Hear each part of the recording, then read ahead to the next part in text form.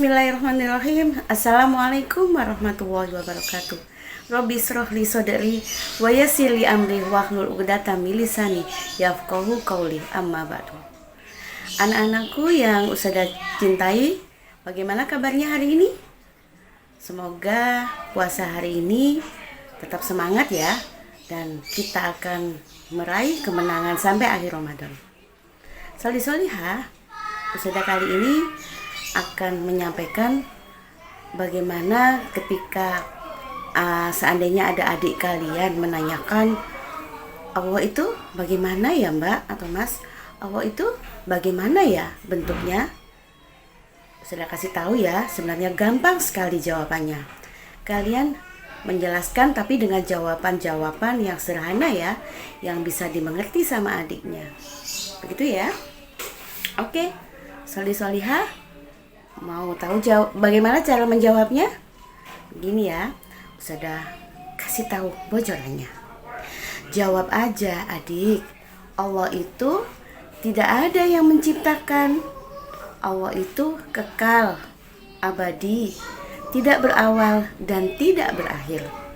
Seandainya Allah ada yang menciptakan, maka Allah itu tidak layak disebut Tuhan, karena Dia sudah menjadi makhluk ciptaan atau barang yang diciptakan, bukan lagi Maha Pencipta, Sang Kholik, gitu ya.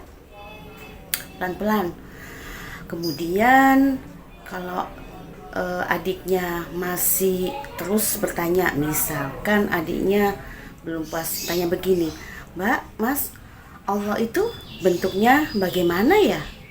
Nah, kalau ada pertanyaan seperti itu, sampaikan aja, kita kan makhluk ciptaan Allah, jadi kita tidak tahu bagaimana bentuknya yang menciptakan kita. Bentuknya Allah seperti apa, karena hal itu jauh dari jangkauan kita sebagai makhluk ciptaan. Karena sebagai makhluk ciptaan Allah, tentu saja kita belum pernah melihat orang yang menciptakan atau sesuatu yang menciptakan kita. Begitu ya jawabannya. Dan yang pasti, Allah menciptakan kita tentu saja tidak akan sama dengan makhluk ciptaannya. Kalau ada yang mengaku Tuhan dan fisiknya sama seperti kita dengan makhluk ciptaannya, sama seperti manusia, seperti hewan, seperti menyerupai tumbuhan dan patung-patung, dia tidak layak disebut Tuhan. Itu ya, contoh nih, HP ya, HP yang kalian gunakan untuk main game sehari-hari, untuk browsing cari pelajaran. Sekarang sudah tanya, apakah pencipta HP bentuknya seperti HP? Ayo. Terus kemudian sepatu nih, sepatu yang kita gunakan itu, apakah yang menciptakan sepatu bentuknya seperti sepatu? Coba dipikir. Pasti enggak ya. Tentu saja tidak seperti itu. Oke, salihah, tahu nggak nih, suatu barang ciptaan itu sedikit banyak mencerminkan penciptanya juga loh. Contoh ya, seandainya kita putar lagu ini.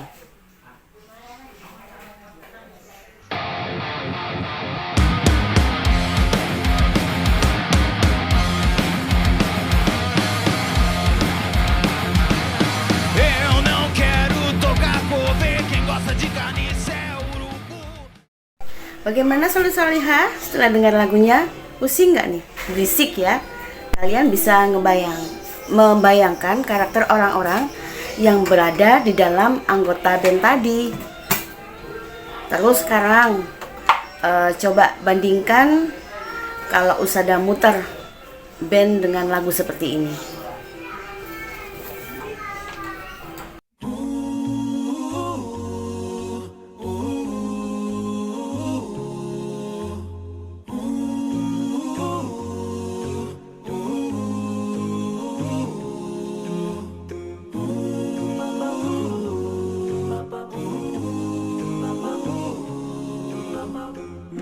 I was was so far from you, yet to me you were always so close. Bagaimana Sholih Sholihah? Beda banget kan karakter dua lagu tadi atau dua band tadi. Kita tidak kenal dengan orang-orang yang berada di band tadi, anggota band tadi, tidak kenal secara pribadi, tapi kita bisa melihat dan mendengar lagu-lagunya. Kita bisa menilai karakternya, lagunya, dan hasil karya yang sudah kita dengarkan tadi. Dan sekarang bayangkan segala kelengkapan kita sebagai manusia nih, dan alam semesta, bumi, langit, dan segala isinya ini, barang-barang ciptaannya sudah sehebat ini. Bagaimana apalagi penciptanya ya? Nah, dengan contoh-contoh seperti itu tadi, kalian bisa menjelaskan ke adik ya, atau ke teman-teman yang bertanya tentang Allah itu apa dan bagaimana, serta bentuknya seperti apa. Bisa ya? Pasti bisa setelah mendengarkan yang disampaikan Ustadzah tadi. Oke Sholih Sholihah, sahabat anak soleh, dengan apa yang sudah Ustadzah Nia jelaskan tadi, kalian menjadi paham bahwa untuk menemukan Allah itu tidak harus melihatnya langsung, atau kita memaksa Allah gimana ya caranya untuk turun ke bumi supaya kita bisa percaya dan yakin. Tidak seperti itu ya, nggak mungkin kan ya. Nah, Sholih Sholihah, tahu kan kalau percaya itu adanya di mana? Percaya atau beriman itu tempatnya di dalam hati. Karena Allah sudah menitipkan akal kepada kita manusia untuk bisa menemukan Allah. Gitu ya. Sekarang pilihannya, kita punya otak nih, punya akal nih, dipakai untuk berpikir atau didiamkan aja, atau nggak digunakan apa-apa otak kita, pikiran kita untuk percaya, beriman, dan beribadah kepada Allah. Hayo. Oke Sholih Sholihah, sampai di sini saja ya kultum yang disampaikan Ustadzah. Semoga puasanya lancar terus sampai kita menuju hari kemenangan. Nasrun minallah, wa fathun qarib. Assalamualaikum warahmatullahi wabarakatuh.